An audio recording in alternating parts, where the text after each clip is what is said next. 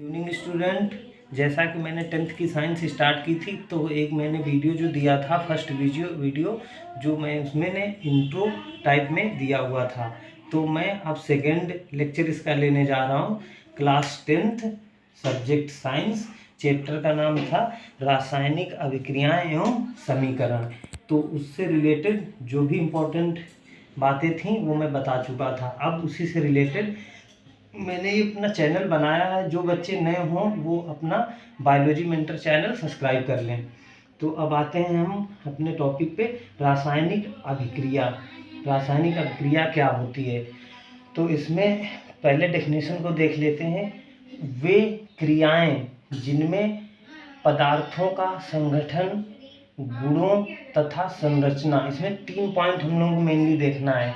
गुण, संरचना और संगठन में परिवर्तन होता है, उसे अभिक्रियाएं कहते हैं। तो हमारे पास क्या आ गया?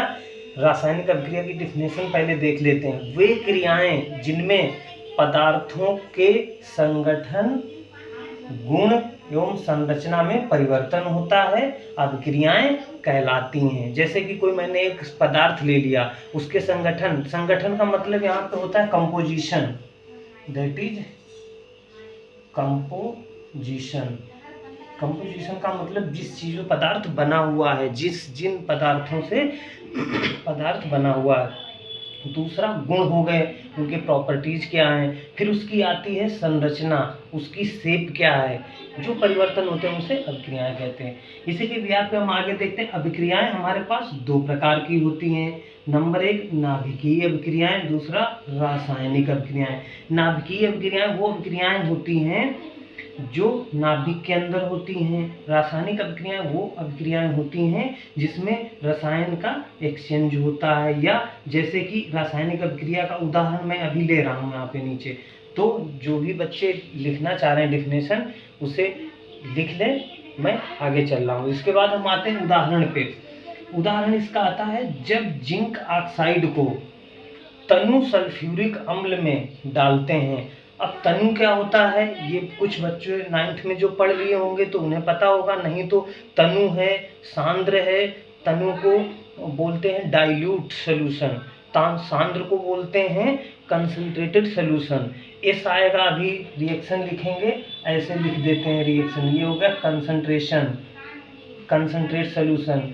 डाइल्यूट को दिल लिख देते हैं शॉर्ट में। फिर एक जैसे लिखा होगा H2O, H2O के बीच में L लिखा होगा, इसकी होती है L। ये फिजिकल स्टेट होती हैं, भौतिक अवस्थाएं होती हैं जो चलती हैं इसमें। ये हो गया L। और S लिखते हैं सॉलिड के लिए, मतलब ठोस कोई होता है तो उसके लिए LS लिखते हैं। तो ये रिएक्शन के साइड में 4 प्रकार की सब मिलते हैं। तो वो हम लोग अगली क्लास में डिस्कस करेंगे। यहाँ पे अभी बस ऐसे ही आपको बता दिया मैंने।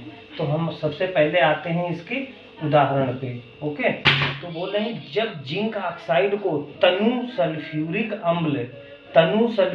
अम्ल में डालते हैं तो निम्नलिखित अभिक्रिया होती है। ये है एग्जाम्पल। ZnO को बोलते हैं zinc oxide plus H2SO4 sulphuric अम्ल में डालते हैं तो क्या होता है, जिंक जो है यहाँ से सल्फेट आयन के साथ में रिप्लेस होके जिंक सल्फेट साथ में मिलकर बना लेती है। यहाँ से बचा H2, यहाँ से बचा O, ये दोनों मिला के हमारे पास जल बना लेते हैं। तो हमारे पास जिंक ऑक्साइड प्लस सल्फ्यूरिक अम्ल, उत्पाद क्या बनता है, जिंक सल्फेट और जल। ये हमारे पास उत्पाद में बन जाता है। तो हमारे पास रासायनिक अभिक्रिया का ये उदाहरण हो गया। जैसा कि अभी हमने एक पोर्शन कंप्लीट कर लिया है। अब हम शुरू करते हैं रासायनिक समीकरण। इसको बोलते हैं केमिकल इक्वेशन। इसमें क्या होता है, हम समीकरण कैसे लिखते हैं वो हम बताने जा रहे हैं। अब जो मैंने अभी एक रिएक्शन ऊपर ली थी उसी को मैं बताने जा रहा हूँ। जिंक ऑक्साइड सल्फ्यूरिक अम्ल के साथ अभिक्रिया करके जिंक सल्फेट और जल बनता है। मतलब हमारे पास उत्पाद में क्या बनता है, जिंक सल्फेट और जल। और अभिकारक साइड में हम लोग क्या लेते हैं, जिंक ऑक्साइड और सल्फ्यूरिक अम्ल। तो ये बता रहे हैं इस अभिक्रिया को वाक्य के रूप में लिखने से अभिक्रिया का विवरण लंबा हो जाता है। ओके, ये बताना चाह रहे हैं रासायनिक समीकरण कैसे हम लोग लिखते हैं, कैसे करेंगे। तो हम अगर इसको रासायनिक समीकरण को शब्दों द्वारा लिखें या वाक्य द्वारा रिप्रेजेंट करें तो हमारे पास क्या होता है, इसका विवरण लंबा हो जाता है। इसलिए इसको हम कैसे लिखते हैं, इसको उसके रूप में लिखते हैं सूत्रों के, आणविक सूत्रों के द्वारा लिखते हैं। जैसे मैंने अभी बता रहा हूँ, देखिए जिंक ऑक्साइड प्लस सल्फ्यूरिक अम्ल, क्या हमारे पास उत्पाद में बना था, जिंक सल्फेट प्लस जल। अच्छा, ये भी आपको एक बताना पॉइंट था बहुत जरूरी, ये बहुत बच्चे गलती करते हैं यहाँ। जो एरो के जिधर टेल होती है, जिधर मतलब एरो की पुच्छ है ये, और ये हमारे पास सिर है, ये टेल हो गया, ये हेड हो गया। जो टेल मतलब उसकी पुच्छ के साइड लिखे होते हैं, यानी हम रिएक्शन के बाएं साइड जो भी लिखते हैं, लेफ्ट हैंड साइड, उस सभी को हम क्या बोलते हैं, अभिकारक। इसको बोलते हैं रिएक्टेंट। इस साइड में हो गए।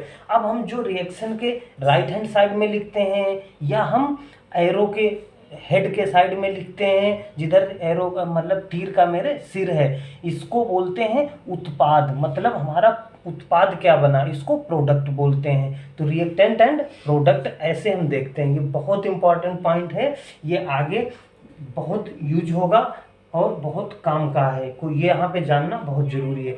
तो हम लोग ये जान गए। अब हमने क्या किया, एक लाइन में मैंने रिएक्शन को कंप्लीट कर लिया, समीकरण को बना दिया, रासायनिक समीकरण। लेकिन अगर इधर देखें हम तो हमने इधर 3 से 4 लाइनें यूज की हैं, मतलब 4 लाइनें लिखी हैं। इसीलिए इसको वाक्य के रूप में समीकरण को ना लिख के हम लोग क्या करते हैं, इसको उसके आणविक सूत्र के फॉर्म में लिखते हैं, तो वो आसान हो जाती है, सबसे पहली बात। इसके बाद में हम बता रहे हैं अभिक्रिया के इस संक्षिप्त रूप को क्या बोलते हैं, शब्द समीकरण। इसको क्या बोलते हैं, शब्द समीकरण।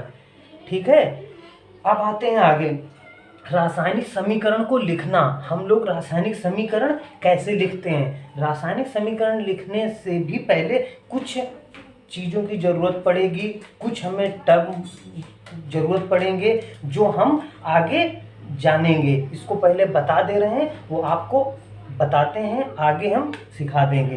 तो इसमें क्या आता है, पढ़ लेते हैं पहले। प्रतीकों, सबसे पहले क्या, प्रतीकों और अणुसूत्रों। दूसरा क्या आ गया, अणुसूत्रों। प्रतीकों और अणुसूत्रों द्वारा रासायनिक अभिक्रियाओं को संक्षेप में व्यक्त करने वाली समीकरण रासायनिक समीकरण कहलाती है। अब आप लोगों के लिए ये नए शब्द हो गए होंगे कि प्रतीक क्या होता है और अणुसूत्र क्या होता है। इसके बिना तो हम लोग कोई भी रासायनिक समीकरण को लिख ही नहीं पाएंगे।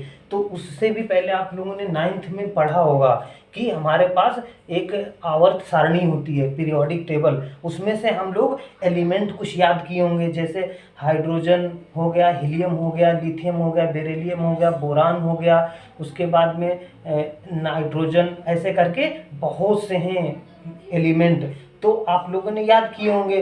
तो उनको, जैसे हाइड्रोजन, प्रतीक का यहाँ क्या मतलब, जैसे H मैंने लिख दिया तो ये इसका हाइड्रोजन का प्रतीक है। ओके, अब अणुसूत्र क्या है, इसका अणुसूत्र इसमें देखेंगे, जैसे ये हम H2 में एग्जिस्ट करती है, मतलब इसका कहने का मतलब हाइड्रोजन H2 में मिलती है, तो इसका द्रव्यमान क्या होता है, उसको अणुसूत्र बोलते हैं। उसको मिला मिला के जैसे लिखते हैं। अब यहाँ पे ये 2 सब टर्म जानेंगे, उसके बाद ही हम लोग रासायनिक समीकरण को लिख पाएंगे।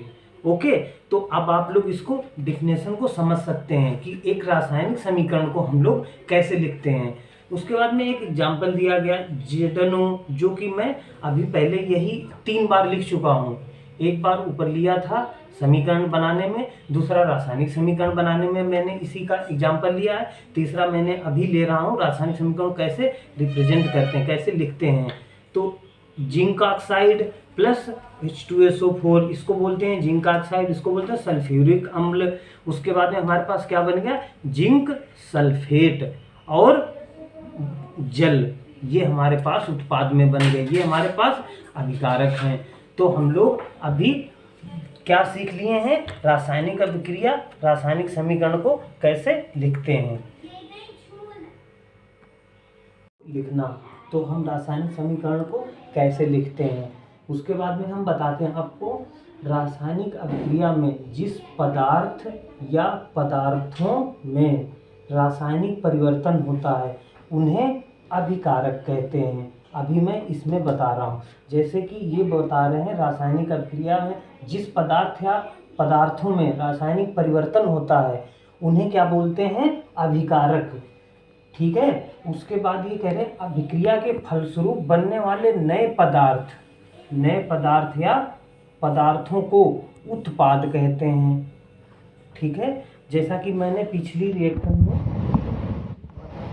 क्लियर कर चुके हैं कि उत्पाद किन्हें कहते हैं और अभिकारक किन्हें कहते हैं। अभिकारक एरो के साइड में ये वाले जो होते हैं इन्हें अभिकारक बोलते हैं, और जो राइट हैंड साइड में आते हैं हेड साइड में, जो सिर साइड में एरो के आगे लिखे जाते हैं यानी दाहिनी तरफ, उन्हें हम क्या बोलते हैं, प्रोडक्ट यानी उत्पाद।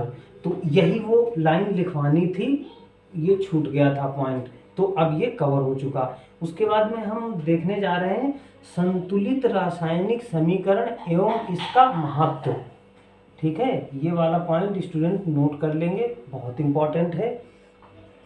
ओके, अब आते हैं हम रासायनिक समीकरण एवं इसका महत्व, यानी रासायनिक समीकरण ही नहीं, संतुलित रासायनिक समीकरण का क्या महत्व है और कैसे इसको लिखते हैं।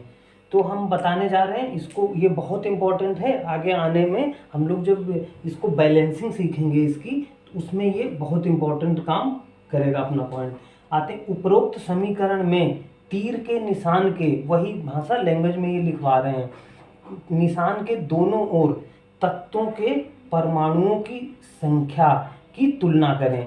मतलब कहने का ये जो ये रिएक्शन ऊपर मैंने बताई थी उसमें तीर के निशान के दोनों ओर, ये तीर हो गया हमारे पास इस साइड में, ये बाएं साइड में तीर के और ये दाएं साइड में तीर के, बोले दोनों साइड में परमाणुओं की संख्या की तुलना करें कि जितने परमाणु लेफ्ट हैंड साइड में हैं क्या उतने ही परमाणु हमारे राइट हैंड साइड में हैं, यानी बाएं साइड में हमारे जितने परमाणु हैं उतने ही परमाणु हमारे दाहिने साइड में होने चाहिए। तीर के दाएं साइड बाएं साइड में दोनों में कर रहे। फिर बोल रहे हैं परमाणुओं की संख्या समान है इसलिए यह एक संतुलित रासायनिक समीकरण है। बहुत बहुत इंपॉर्टेंट पॉइंट ये। अब जैसे कि मैं आपको इस लैंग्वेज को, जो इन्होंने ये लैंग्वेज जो हमारे पास लिखी हुई है, इसको मैं इसमें समझ रहा हूँ रिएक्शंस में। तो इधर हमारे पास बोले बाएं साइड में परमाणु कितने हैं, तो जिंक का हमारे पास 1 है, मैं जो है उसके सामने लिखता जा रहा हूँ। ऑक्सीजन का 1 है, हाइड्रोजन के 2 हैं, सल्फर का 1 है, ऑक्सीजन के 4 हैं। तो हमारे पास लेफ्ट हैंड साइड यानी बाएं साइड में कितने, 2 2 4 और 4 4 8 1 9, टोटल हमारे परमाणु बाएं साइड में कितने हो गए, 9। अब हम देखते हैं राइट हैंड साइड में, जिंक हमारे पास 1 है, सल्फर 1 है, ऑक्सीजन हमारे पास 4 हैं, हाइड्रोजन 1 है, इसके बाद ऑक्सीजन 1 है। अब देखते हैं इधर 1 1 2 4 2 6 और सॉरी हाइड्रोजन 1 नहीं 2 हैं यहाँ। तो देखते हैं 2 4 2 6 हो गए यहाँ पे, 2 8 1 9। तो हमारे पास दाहिने साइड में भी कितने परमाणु हो गए, 9। अब हम इसको बता रहे हैं जैसे संतुलित रासायनिक समीकरण, तो हमारे पास 9 परमाणु बाएं साइड में हैं, 9 परमाणु दाहिने साइड में हैं। इसी को जो इतनी बड़ी लैंग्वेज इन्होंने दी है, इसी को एक फॉर्म में मैंने एक संतुलित रिएक्शंस में मतलब समीकरण में समझाने की कोशिश की है।